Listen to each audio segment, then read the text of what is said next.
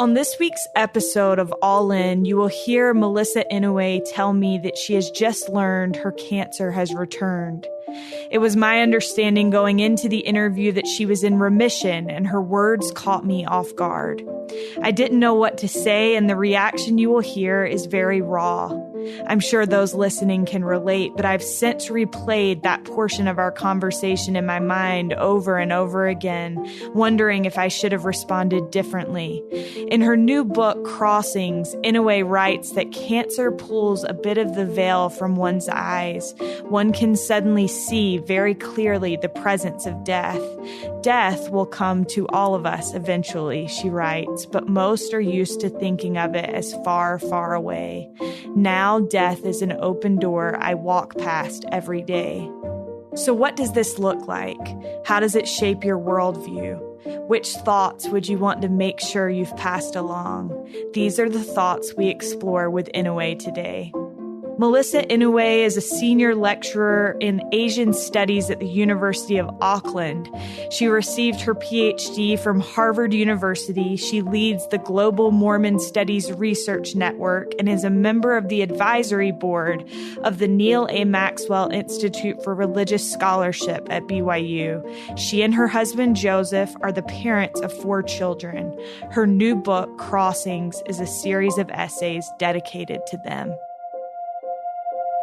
This is All In, an LDS Living podcast where we ask the question, what does it really mean to be all in the gospel of Jesus Christ? I'm Morgan Jones, and I'm honored to have Melissa Inouye with me today. Melissa, welcome. Thanks for having me. I really love in the intro of this book, Crossings, how you write, I am not a Latter-day Saint only on Sunday morning, but in everything I do and in relation to everyone I meet. I wanted to kind of have a conversation today, if it's okay with you, about identity and about how that relates to our membership in the church and our desire to be disciples of Jesus Christ. And so in relation to this statement about not being a Latter-day Saint only on Sunday morning, what does it mean to be a Latter-day Saint in everything that you do?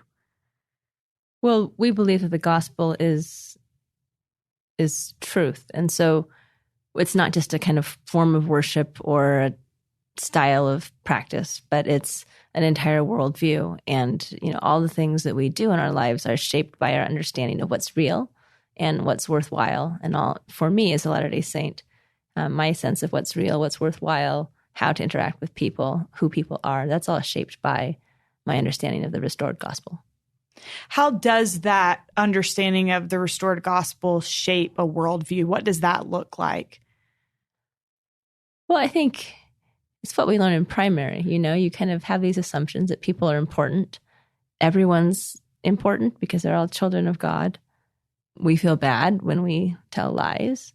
We feel bad when we're not authentic. We try to live with integrity.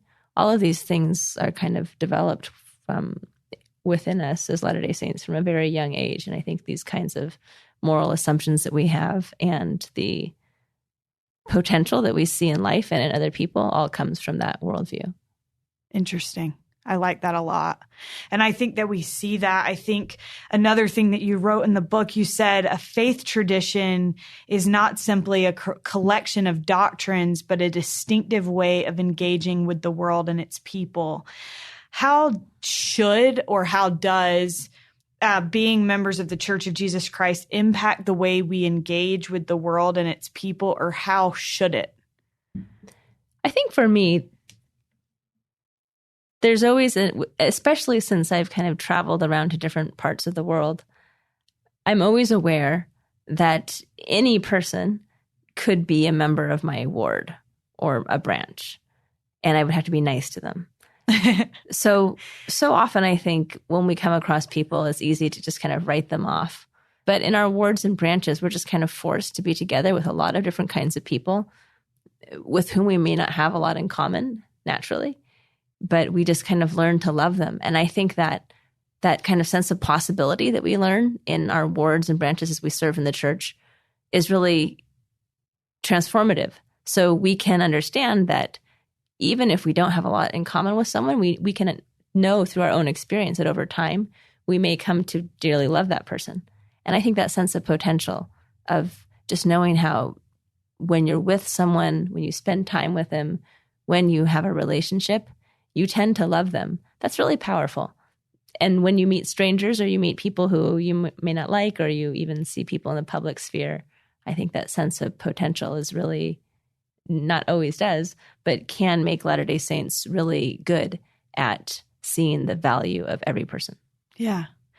That reminds me of one of my favorite testimonies ever given in testimony meeting. When I was younger, I was probably in high school, and a lady from my home ward, I grew up in North Carolina in a really small ward, and a lady that I love, Pam Whitfield, she stood up and she was like the eternal nursery leader. Like, she was the nursery leader all growing up. All the kids loved her. And she said that she had been at Walmart and that she saw this child in a cart with its mother, and she said something like, I looked at that child and I realized he's one of my nursery kids too. And I was like, what an incredible perspective to have. And if we did look at people that way, how would that change the way that we interact and treat people on a daily basis? So I love that thought. Another thing that I love in the book, you write, love is the power that allows us to be useful to others. And you say that that was the most important thing that you learned during your time as a missionary. Where did you serve your mission again, Melissa? I was in Taiwan, Kaohsiung. Okay. And you said that that was the most important thing that you learned. And I'm curious how you feel a mission teaches that, and how that knowledge, learning that, has served you in your life since. So missions are very humbling for a number of reasons. Number one, you have to learn a language that's not your native language in many cases. Number two, you kind of come to realize that most people are very annoyed by you and do not welcome you. That's very humbling. Number three, you are trying so hard to represent the Savior, which is a really high bar, to wear the Savior's name on your name tag. And I think lots of missionaries go through different phases of kind of trying to do that. I certainly did. So for me, I think I started my mission with this idea that I was pretty awesome, and the Lord was really lucky to have me because I spoke Chinese already, and I had studied China, so I was in Taiwan. So, I knew all these kind of culturally relevant things, and I was comfortable with being in China. So I thought I was pretty awesome. But eventually, through numerous experiences, very humbling experiences, I realized that I was kind of a jerk and quite entitled, and that I was quite selfish. And that was a very painful discovery, because as a missionary, you don't want to be any of those things. But that was very clearly shown to me through these experiences. And I realized that it doesn't matter how awesome you are if you're not useful to other people. And I worked really hard to kind of align myself with the Lord's will. And I discovered during this period of time that I just came to love people. It was like a superpower. It was really awesome. And I found, I think, that I was a lot more useful to people. I was more of a source of strength in the ward because of that. And so that was a huge kind of transformation for me. I realized what I needed to watch out for in myself. And I also understood how to kind of fix that problem when I saw it. I think that's so beautiful. I served a Spanish-speaking mission, and I did not speak Spanish beforehand. I did not feel like I was super cool or that the Lord was lucky to have me. But one thing that I learned is I'm not a super touchy-feely person, and Latino people, they love to hug. And so I learn to love hugging them, And so I think it's interesting how it gets us out of our comfort zone and makes us realize things. I wondered, Melissa, I'm realizing as we're talking that we haven't given a ton of context to your background. And your background is fascinating. So I don't want to skip over that. You mentioned that you've lived in a lot of different places. You speak how many languages? I'm not. I used to speak more, but they've kind of deteriorated. So I really couldn't put a solid number. Maybe You're like 3.5, 4.1. I only speak 3. And I'm like, I speak 1.2. Melissa, I wondered if you could just give a little bit of background about where you're from, maybe touch on some of the different places that you have lived, and now you live in New Zealand.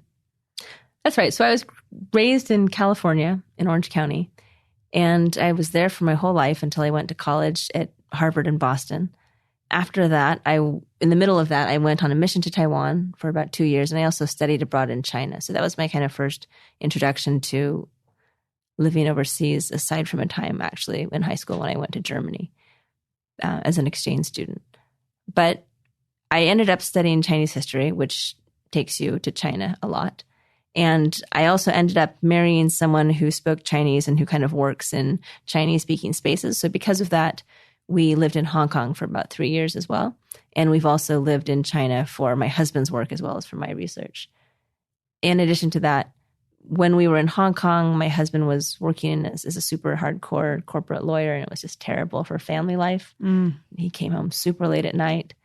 We had to take our family dinner to him at his office every night. So we'd pack up I'd make dinner, then we'd pack it into containers, then we put it into bags, then I'd round up the kids. We'd go to the bus stop, we'd take the bus all the way into the center of the city. We'd walk to the the tower where he worked. We'd go up the escalator to the food court. We'd meet him in the food court. We'd have our family dinner. We'd pack up the stuff, put it in the bags, walk back down to the bus stop, and take the bus back home. So that was very tiring, and we thought this is not very good for family life. So we decided to switch, and I looked for an academic job. I had never looked for a full-time job before because I'd had super young kids. At this point, we had kids that were 2, 4, 6, and 8. And then I got an offer for a job in Auckland, New Zealand. And we weren't super serious about taking it, but my husband was, in his lonely corporate law tower Googling New Zealand, and it was so green and beautiful, and there were sheep. And he saw something about glowworms. So he said, we have to go see the glowworms. So we went for the glowworms. And the glowworms got you to New Zealand. Yeah, and now I teach at the University of Auckland, and I really like it there. So neat. Well, one thing that I found very intriguing in the book in relation to this concept of identity, which just as a background, this is something that I've thought a lot about, and how we all have these different identities, right? We have our identity as members of the church, or more specifically, hopefully, disciples of Jesus Christ. And then we have our identity of our family name. We have our ethnicity. We have our gender. And I've thought a lot about how do we balance all of these different things. And one thing that you talked about in the book is that even on your mission, you are an Asian American. You went to Taiwan and you found that your foreignness, having grown up in the United States, made you feel separate even from people that looked like you. How have you found belonging in your life, and what does that belonging look like? So because of I don't know how to say this, the various random things that I am, I've never felt like I completely belonged, but I've always felt like I kind of belonged. And so, for me, our family has moved around so much. My family is probably the primary locus of my identity. And our extended family is a very kind of loyal, tightly knit family. So I've always felt like a member of my family wherever I was. Wherever we've been, we've always kind of come back to touch base with the family. And actually, even though I was raised in California, I've always felt a really strong connection to Utah because my father and my father's extended family is from Utah, and we'd always come back to go camping or for the 4th of July or for Christmas and so on. So I've got different bits of myself, I guess, in different places. And when I go to China, it feels like home. When I go to Taiwan, it feels like home. When I come to Utah, it feels like home. So I guess it means all places are equally home feeling or equally not feeling like home, depending on if you're like a glass half empty, half full kind of Depends person. on how you look at it. Right. In relation to this idea of identity, I'm curious for you, Melissa, how do you, and this is a question that just came to my mind, but how do you put or balance all of those different parts of you? So even the name of your book, you talk about being an Asian American, a bald woman, someone who's battled cancer. And so you've done all of these different things. You've had all of these different life experiences. You bring into that who you are. And how do you balance all of those different identities? And how do you put that identity as a disciple of Jesus Christ kind of in the forefront of that? Well, I think that's one of the great things about the church is that it's a very time-intensive kind of religious practice. Absolutely. And it also works on different levels. So there's kind of the sacrament meeting, there's doing jobs in primary, like I am the primary pianist, there's family home evenings. So we have all these different kinds of rituals to tie us to that identity as disciples of Christ, which I think is a really wonderful thing about the church. More broadly, I think, sometimes different identities come to the fore. Right. Sometimes they're in conflict with each other. Absolutely. And I think that's what I'm interested in is I'm like, how do we manage that when there are identities that feel like they're in conflict or things that we're passionate about and those things feel like they may not be in agreement with one another? Do you have any thoughts on that?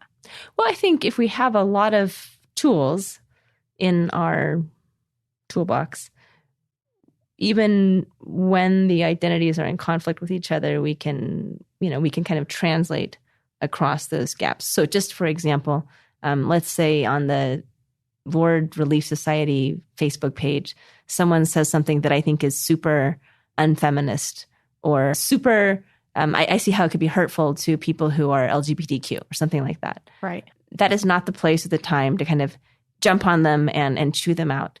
That's the time to kind of think, they're coming from this perspective, I'm coming from this perspective. And how can we kind of gently work towards a kind of common value or common understanding? Yeah. So that's just an example of what I can think of as the kind of the most controversial, sensitive issues.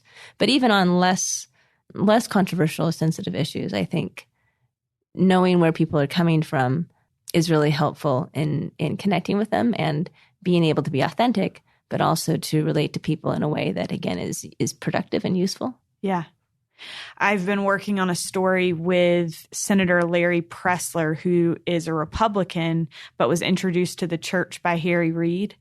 And it's been interesting talking with both of them and thinking about this idea that the gospel of Jesus Christ really crosses over any kind of party line. And so I love that you touched on, because obviously feminist issues and LGBTQ, those are things that are very important to you. And it may be that some other member of the church doesn't feel as passionately about it or feels a different way about it. But the gospel really at its core, when we're living the principles of the gospel of Jesus Christ, it should create a unity within that.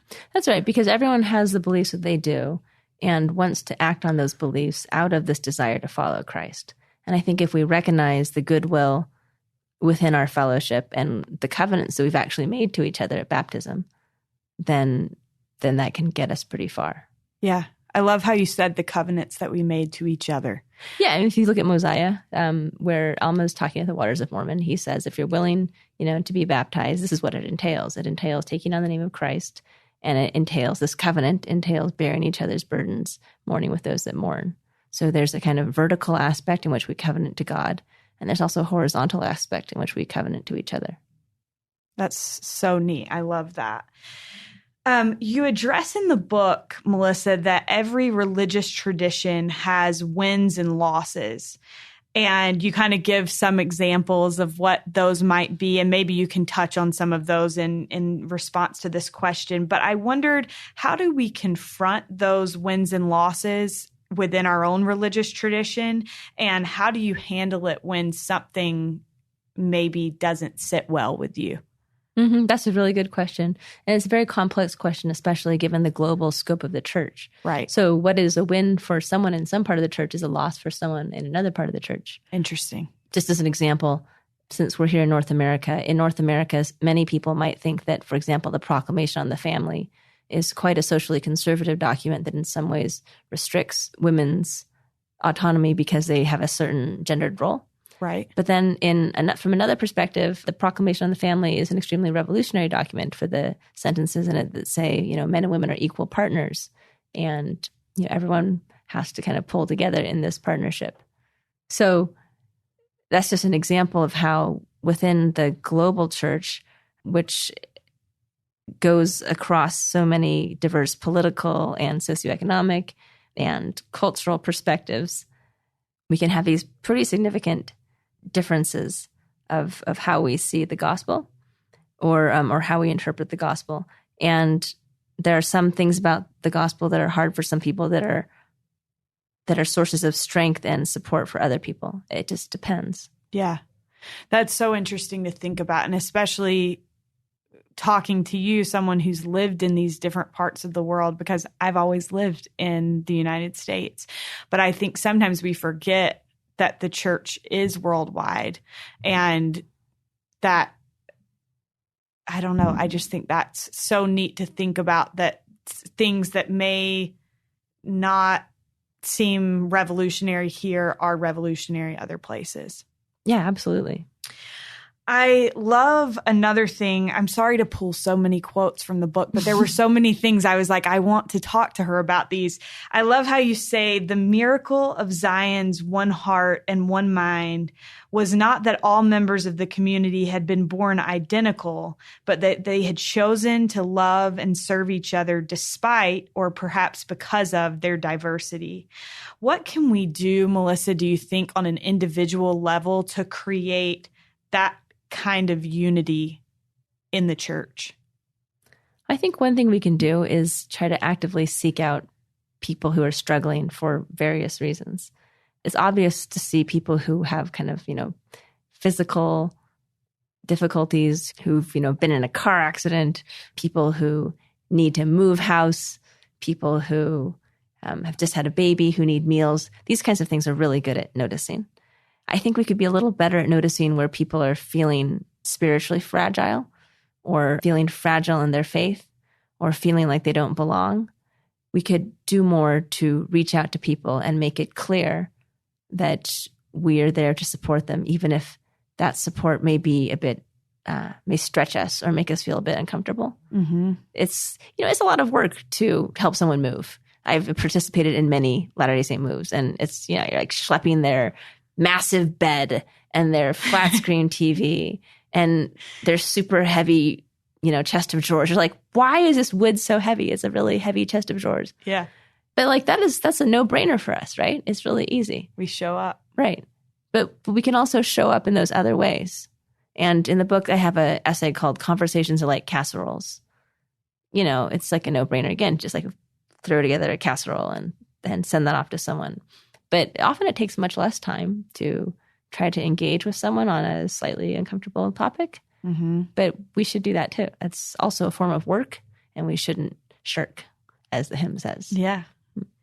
I think that's so good. One thing that it made me think of, we had Jane Clayson Johnson on the podcast previously, and she talked about how when you have broken an arm, you have a cast, but we don't wear a cast on our heads when we are struggling mentally. And I think that if we did, it would be so much easier for people to know when we're struggling. But one thing that I think we have a hard time with is letting people know when we're in need of help mentally or emotionally. That's right. And especially if it has to do with faith, right? Because faith is something that's so precious. We work so hard to protect it.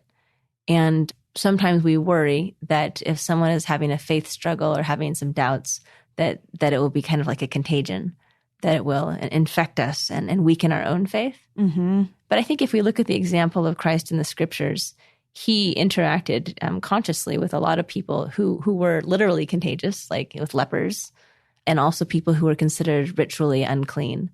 If you were with them according to the kind of local religious traditions, you would have tainted yourself. You would have broken your own purity.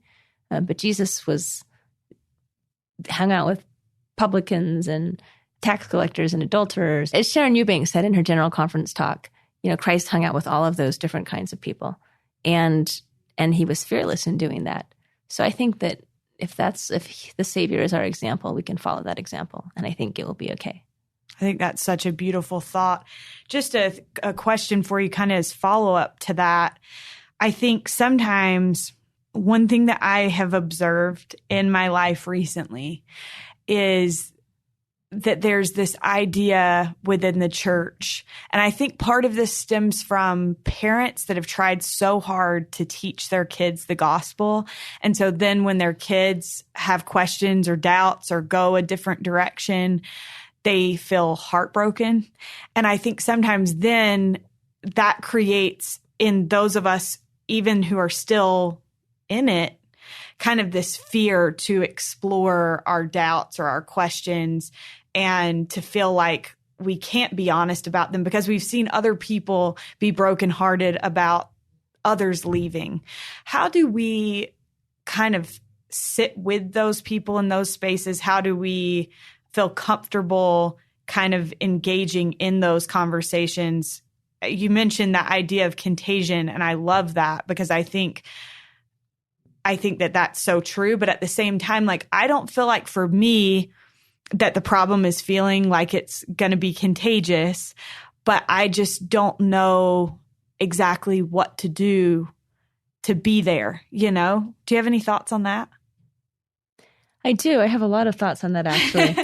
So we can remember that the first and second great commandments are to love God and to love our neighbors as ourselves. So, and as I think it was Ulysses Soares who also said in General Conference, when people are having doubts, don't judge them, don't criticize them, just love them. Yeah. And I think that's the most basic thing we can do. Someone suggested as a response to someone who was expressing doubts or saying they were going through a faith tradition, what we can say is, I love you and I respect you, and this doesn't change anything. So often people are worried that, you know, if they go through a faith transition and they feel differently about the gospel or about the church or whatever, that they will be rejected by their family and by people who they previously called brothers and sisters. And that's an extremely painful process. Yeah. So just committing to love people, to respect people, and to say this doesn't change anything opens up that space for people to share what they're going through. Right. We can say, you know, tell me, I'd love to hear what you're thinking and what you're feeling and what you're going through. Right. And then more broadly, with regard to, you know, how do we work through difficult questions? I think we can have confidence in the fact that anything that is real is quite complex, right? I mean, like the human body is very complex, nature's complex. Only in a very artificial situation does everything kind of fit together. Mm-hmm. So sometimes I use this analogy of like a sandbox.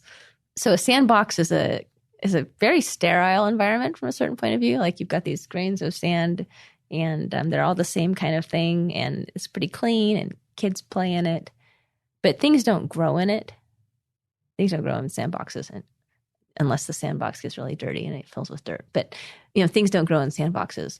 Where things grow is in dirt, which is muddy and mucky and full of microorganisms and bugs and worms and things like that. Mm-hmm.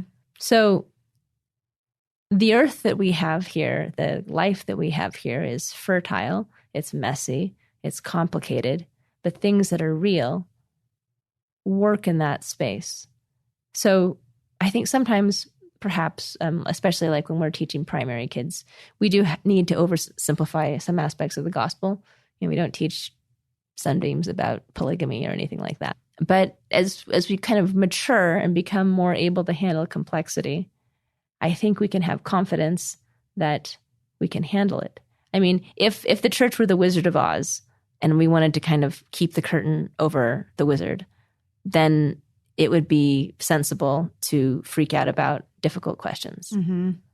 But we believe that we are guided by Christ and that Christ is here with us. And what is true and from God can withstand scrutiny. What I mean by withstand scrutiny means that we will inevitably see that we have made mistakes. As I study church history, as in all religious histories, I see that people have made mistakes.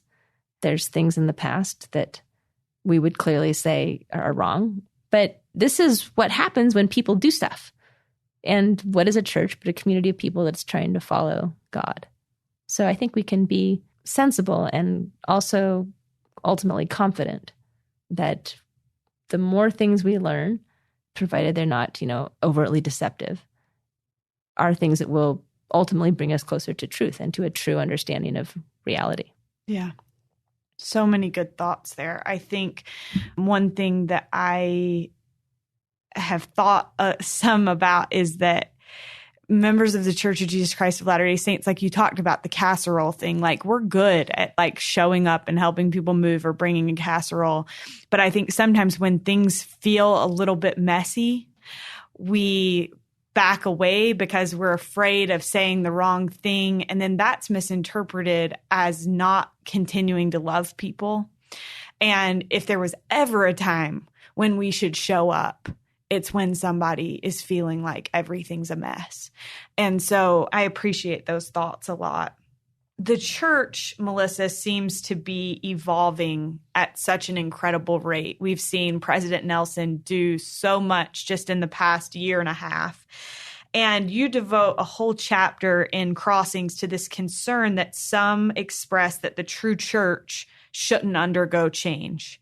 Can you tell us a little bit about your take on that? Yes.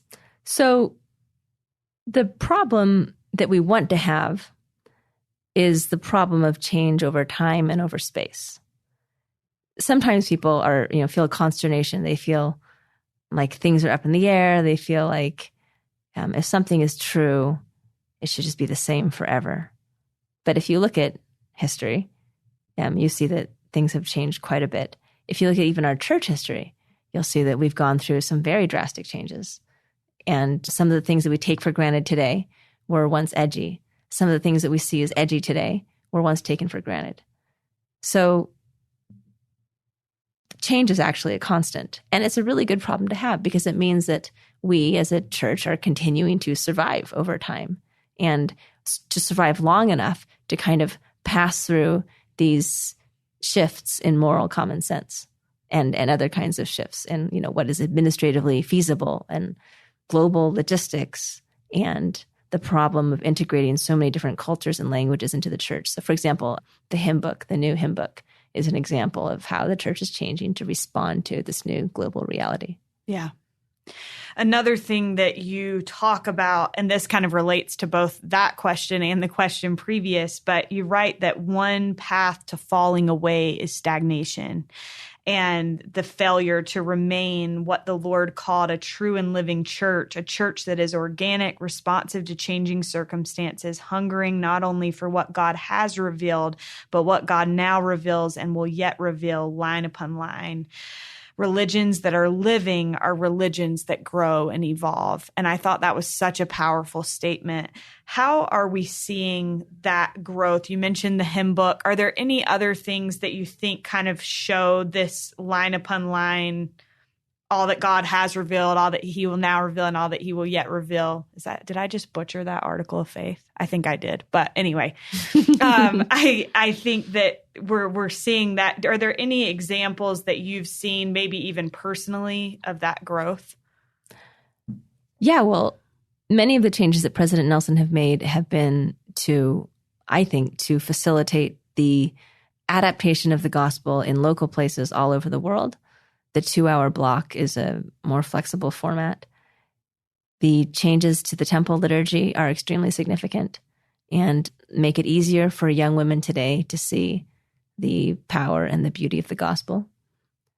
There are, just in terms of cultural change, I think, not top-down change, just in terms of shifts in our grassroots culture, I think we're becoming a lot more accepting of people who are different, of people who are from other countries or other social situations, or people who are LGBTQ. I think there's a general shift in our culture as well, which to me shows that the church is continuing to grow and to kind of absorb new perspectives and understandings and then reflect that into our practice. Of course, we can do a lot more. And there's a scripture in the D&C about being anxiously engaged. It basically says, don't be a slacker and wait to be told to do everything. Just do stuff that's good. Right. And I think we can do a lot of things of our own volition that are that are good and that are helpful and that help the church make this transition into the next phase of its existence. Yeah. Melissa, I'm curious, kind of as we start to wrap up, you recently, and this was like the catalyst for writing this book, was you wanted to compile some of your writings for your children because you were battling cancer. I'm curious, when facing your mortality in that way, how does it change or affect your perspective of identity? Well, there's definitely quite a change in perspective. And actually, I'm probably facing my mortality again. My doctors think that the cancer has likely recurred. Oh. So I'm actually in a very good position to answer this question because I'm thinking about it a lot. Yeah. So I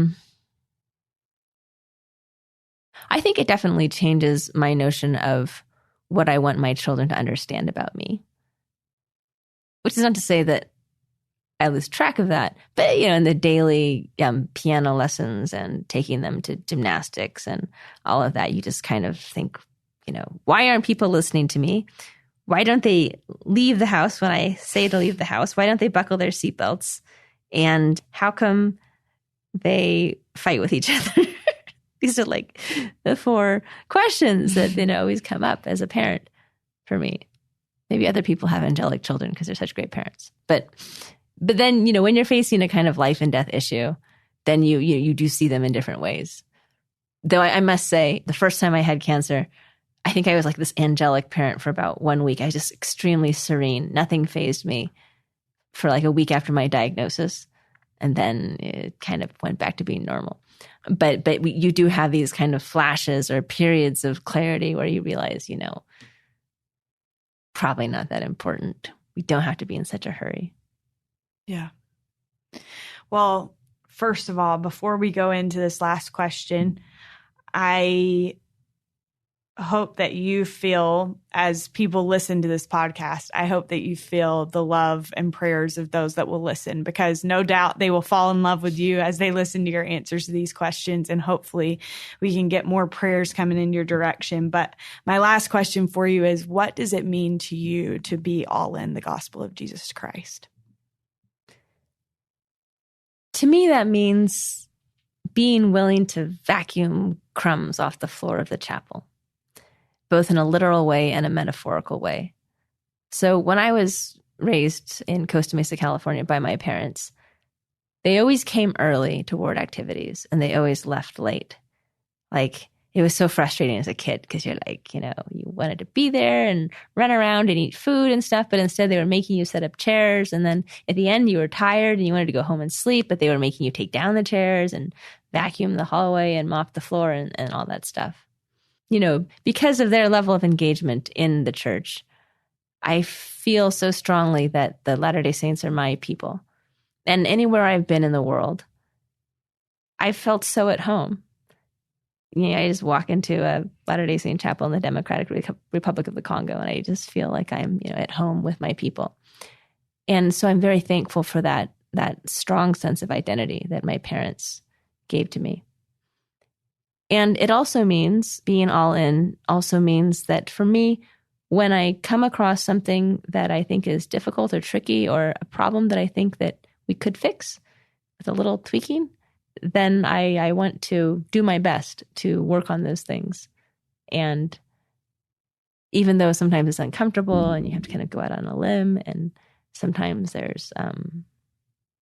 sometimes it doesn't work and you have to kind of live to fight another day.